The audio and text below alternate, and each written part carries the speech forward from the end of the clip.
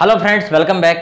I am your HR Kushwa going to give you one more video on phrase. You can call it phrase, सूक्ति और readymade sentences, whatever you want as per your convenient.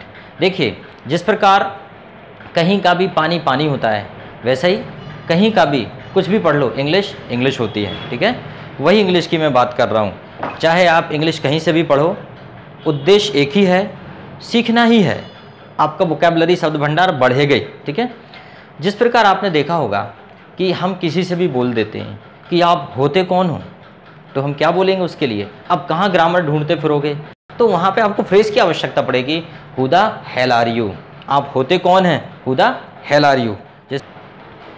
आपकी इतनी हिम्मत, हम बोलते हैं किसी से आपकी इतनी हिम्मत, तो फिर उसके लिए क्या बोलेंगे, हाउ डेयर यू। मुझे पता है ये सबको याद होंगे, क्योंकि हम लोग क्या करते हैं, जो चीज़ हमारे रूटीन में होती है वो हमको आती है, और जो थोड़ी सी चीज़ें हमसे दूर होती हैं, सेकेंडरी थिंग्स, वो हमसे नहीं बनती। यही कारण है कि हम अपनी मातृभाषा में अंग्रेजी के शब्द बहुत प्रयोग करते हैं। इस पर हमें गर्व नहीं करना चाहिए कि हिंदी बोल लेता हूँ, क्योंकि हम हिंदी शुद्ध बोलते ही नहीं हैं।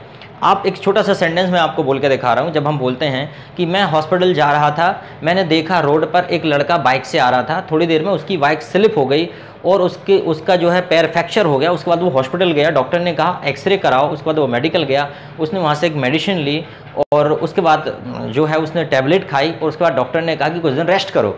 भैया कौन सी हिंदी है ये, अंग्रेजी है कि हिंदी है, बताओ तो। ये तो सब पूरा खिचड़ी है। ये तो इस पर गर्व नहीं कर सकते आप कि आप हिंदी भाषी व्यक्ति हैं। हिंदी बोलने का मतलब ये है कि आप शुद्ध हिंदी बोलें। शुद्ध हिंदी का मतलब ये नहीं है कि ऑटो वाले से कहें त्रिचक्र चालक महोदय, मुझे अकल आपके त्रिचक्र में बिठाल के चित्रशाला ले चलिए।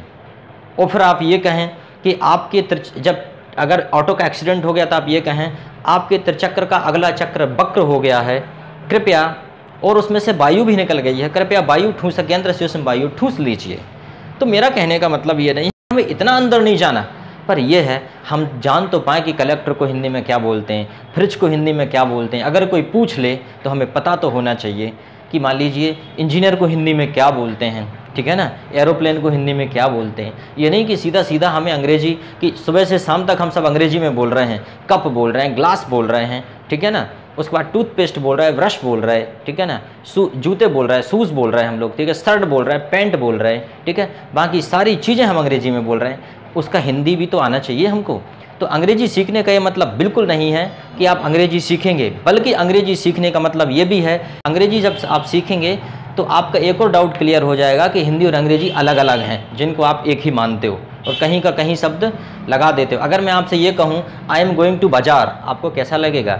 आई वांट टू, पीटना चाहता हूँ, अगर ऐसा कुछ मैं बोलूँ आपसे तो कैसा लगेगा आपको, ठीक है। मैं कहूँ आई हैव नो पैसा, तो आपको कैसा लगेगा। लेकिन हम हिंदी के यही दुर्दशा कर रहे हैं, हम हिंदी इसी तरीके से बोलते हैं। अगर हम ये कहें आई वांट टू पीना वाटर, कैसा लगेगा। आई वांट टू पीना वाटर, कैसा लगेगा। इसलिए अंग्रेजी सीखिए ताकि आप दोनों भाषाओं में भेद कर सकें, ठीक है।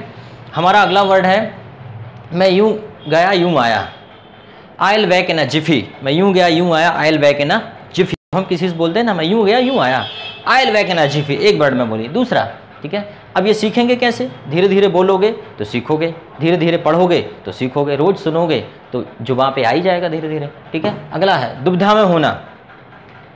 दुविधा में होना, अपन बोलते हैं ना I am in a fix what to do what not to do. जब दो ऑप्शन हमारे सामने होते हैं तो हम लोग फिक्स में आ जाते हैं। I am in a fix what to do what not to do, ये करें कि वो करें, क्या करें, ठीक है, तो उसे आई एम इन अ फिक्स। दूसरा है जैसे कि नूर की परी, अपन बोलते हैं ना नूर की परी। किसी को बोलते हैं तुम तो नूर की परी लग रही हो, तो क्या बोलेंगे, यू आर लुकिंग गॉर्जियस। क्या बोलेंगे, यू आर लुकिंग गॉर्जियस, तुम तो नूर की परी लग रही हो। और अगर किसी को बोल रहा हो कि आप तो बिजली गिरा रहे हैं, आप तो छा रहे हैं, आप तो कयामत ढा रहे हैं, आप तो सबसे हटके लग रहे हैं, तो क्या बोलेंगे, you are making a splash. क्या बोलेंगे, you are making a splash, आप तो छा रहे हैं, बिजली गिरा रहे हैं, ठीक है ना, you are making a splash. उसके बाद है क्या, वह मुझे परेशान करता है, ही पेस्टर्स मी। ये जो मैं बता रहा हूँ उनको रेडीमेड सेंटेंस समझिए, ही पेस्टर्स मी, वह मुझे परेशान करता है। क्या पैसा ही सब कुछ है, क्या पैसा ही, ये बोल सकते इज़ मनी इज़ एवरीथिंग। लेकिन अगर ऐसा बोलें क्या पैसा ही ज़िंदगी में सब कुछ है, तो फिर बोलिएगा is money Paramount of life, is money Paramount of life, तो ऐसा बोलना पड़ेगा। उसके बाद है मजबूरी का नाम महात्मा गांधी। ये बोलते हैं हम लोग, जब कोई काम हम नहीं करना चाहते फिर भी करना पड़ रहा है तो हम बोलेंगे मजबूरी का नाम Mahatma Gandhi. It's Hobson's choice, क्या बोलेंगे? It's Hobson's choice. ये नहीं बोलेंगे it is the name of Mahatma Gandhi, ये नहीं बोलेंगे कि the name of compulsion is Mahatma Gandhi, ये गलत है, इसे बोलेंगे इट्स हॉब्सन्स चॉइस। उसके बाद है जैसे कि मान ना मान मैं तेरा मेहमान, तो क्या बोलेंगे? वेलकम और not I am your guest. कोई आदमी ज़बरदस्ती आपके गले पड़ गया, जैसे कि आपने देखा होगा कुछ लोगों का स्वभाव होता है, आप ट्रेन में बैठे हैं तो भी वो आपसे पूछते हैं किसी से भी, आपका नाम क्या है, ठीक है, आप कौन सी क्लास में पढ़ते हैं, आपने बता दिया, आप कहाँ जा रहे हैं, आपने वो भी बता दिया, आप क्यों जा रहे हैं, आपने वो भी बता दिया, आप कब आएंगे। मतलब ना जाने को, I don't know why the people are so excited to know about someone. Okay, unnecessarily लोग दूसरों की लाइफ के बारे में जानना चाहते हैं। तो मान ना मान मैं तेरा मेहमान, ज़बरदस्ती पूछना। फिर लास्ट में आपने बोल दिया कि मैं जबलपुर जा रहा हूँ, हाँ हम भी तो वहीं जा रहे हैं। तो इस प्रकार के लोग होते हैं कुछ, ठीक है। देखकर ही विश्वास करना चाहिए, तो इसके लिए एक वर्ड है सीइंग इज बिलीविंग।